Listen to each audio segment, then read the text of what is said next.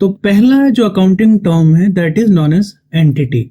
और एंटिटी क्या है? एक सेपरेट इकोनॉमिक यूनिट है, ठीक है, जिसकी खुद की आइडेंटिटी है। अब इकोनॉमिक यूनिट का क्या मतलब है? देखो, जितने भी ह्यूमन बीइंग है वो एक्टिविटीज करते हैं, तो जो भी एक्टिविटी ह्यूमन बीइंग से परफॉर्म किया जाता है उसको हम बोलते हैं ह्यूमन एक्टिविटीज। और इन्हीं ह्यूमन एक्टिविटीज को दो पार्ट में डिवाइड किया गया है, एक है इकोनॉमिक एक्टिविटीज और दूसरा है नॉन इकोनॉमिक एक्टिविटी। सो वो एक्टिविटी जो आप प्रॉफिट अर्न करने के पर्पज से करते हो that is known as economic activity. तो इसीलिए हम बिजनेस को क्या बोलते हैं? इकोनॉमिक यूनिट, क्योंकि इसका मेन पर्पज क्या है? प्रॉफिट अर्न करना। और एक बिजनेस एक ऐसा पर्सन है जिसकी खुद की पहचान है, जैसे इन्फोसिस, एप्पल, इनका खुद का नाम है, इनकी खुद की पहचान है। तो एंटिटी क्या है? Entity refers to a separately identifiable economic unit for which financial data is collected and reported. तो जितने भी आपके बिजनेस होंगे वो एक अपना सेपरेट इकोनॉमिक यूनिट है, और उसके जितने भी ट्रांजैक्शन होते हैं उसको रिकॉर्ड किए जाते हैं और उसका फाइनेंशियल डेटा शेयर किया जाता है, ताकि जो भी आपके यूजर्स हैं, चाहे वो इंटरनल यूजर्स हो चाहे वो एक्सटर्नल यूजर है, वो अपना डिसीजन ले सके।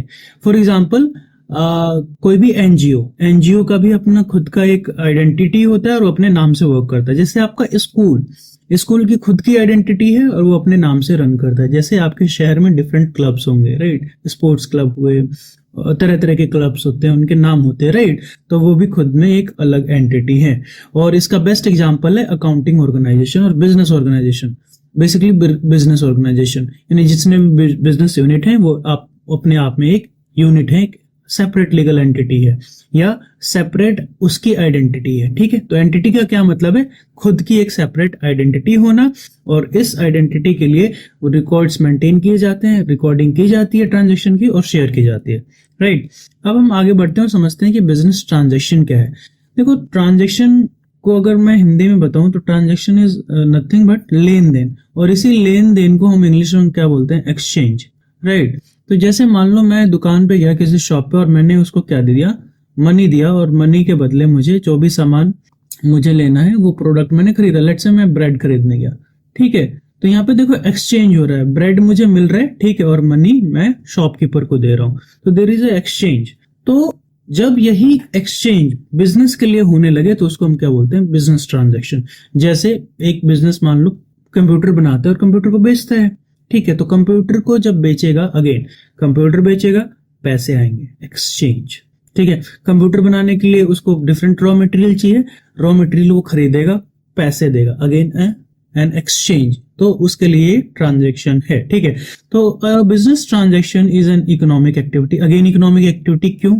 जितने भी ट्रांजैक्शन होते हैं एट द एंड हमारा मोटिव होता है कि प्रॉफिट ही कमाना है, ठीक है। और इस ट्रांजैक्शन के होने की वजह से बिजनेस की वैल्यू घटती बढ़ती रहती है, ठीक है। फॉर एग्जांपल मान लो मैं एक बिजनेस हूँ और मैं एक ही मशीन खरीद सकता था, मतलब मैं मशीन को खरीदता बेचता हूँ, क्योंकि मेरे पास 10 लाख रुपए थे और 10 लाख रुपए का मैंने यूज करके एक मशीन खरीदा, ठीक है, एक मशीन। तो शुरू में मैंने जब बिजनेस को स्टार्ट किया कितने पैसे थे मेरे पास? 10 लाख। 10 लाख की एक मशीन खरीदी और मैंने उसको बेच दिया कितने में? 15 लाख में, लेट से। तो अब मेरे पास पैसा कितना आया? 15 लाख, है ना। तो अब जरा ध्यान से देखो, जब शुरू किया था बिजनेस में तो बिजनेस की वैल्यू कितनी थी? 10 लाख, है ना। प्रॉफिट आने की वजह से इसकी अभी करंट वैल्यू कितनी हो गई है? 15 लाख हो गई है। और 15 लाख होने की वजह से जो बिजनेस की फाइनेंशियल वैल्यू थी, जो 10 लाख थी, अब बढ़ गई है कितनी? 15 लाख हो गई है। अगर वही मैं लॉस में बेचता तो मेरा जो बिजनेस की वैल्यू होती वो कम हो जाती। तो जितने भी ट्रांजैक्शन होते हैं वो बिजनेस की वैल्यू को या तो इंक्रीज करते हैं या डिक्रीज करते हैं या सेम रखते हैं। वो सेम कौन से रखते हैं वो भी हम समझेंगे बाद में, कोई बात नहीं। अभी हम ये समझते हैं कि मान लो प्रॉफिट हुआ तो बिजनेस की वैल्यू बढ़ती है, लॉस हुआ तो बिजनेस की वैल्यू घटती है। And it involves exchange of goods और सर्विसेज फॉर मनी। तो एक्सचेंज जो है आपके गुड्स में भी हो सकता है, गुड्स के टर्म में भी या सर्विसेज के टर्म में भी। फॉर एग्जांपल कि मैं रेस्टोरेंट में जाता हूँ और मैं कुछ खाना खाता हूँ, राइट, तो वो क्या मुझे प्रोवाइड कर रहे हैं? Product as well as service, है ना। तो एक्सचेंज जो होगा वो प्रोडक्ट के लिए भी हो सकता है और सर्विस के लिए भी हो सकता है। और बिजनेस ट्रांजैक्शन में हमेशा दो पार्टीज होने चाहिए। There should be one person who would be receiving the money and the other one who would be providing the product or selling the product or providing the service, right? जैसे अगर मैं बात करूं, यहाँ पे एक बेकरी का example दिया है, तो बेकरी क्या कर रहा है, केक को सेल कर रहा है कस्टमर को, तो कस्टमर को जब सेल करेगा तो उसको क्या मिलेगा, पैसा, और कस्टमर को क्या मिलेगा, केक, है ना। अब हम बात करते हैं इवेंट की। तो इवेंट क्या है, an event is a consequence और result of a transaction. For example let say मैंने बोला ना कि मैंने एक एग्जांपल दिया कि चलो मैं एसी बनाता हूँ, या एसी बनाना भी छोड़, मैं एसी खरीदता हूँ और एसी पे कुछ मार्जिन रख के मैं एसी को बेच देता हूँ। तो लेट से मैंने 40,000 में कोई एसी खरीदा था और जिसको मैंने 60K में बेच दिया, ठीक है।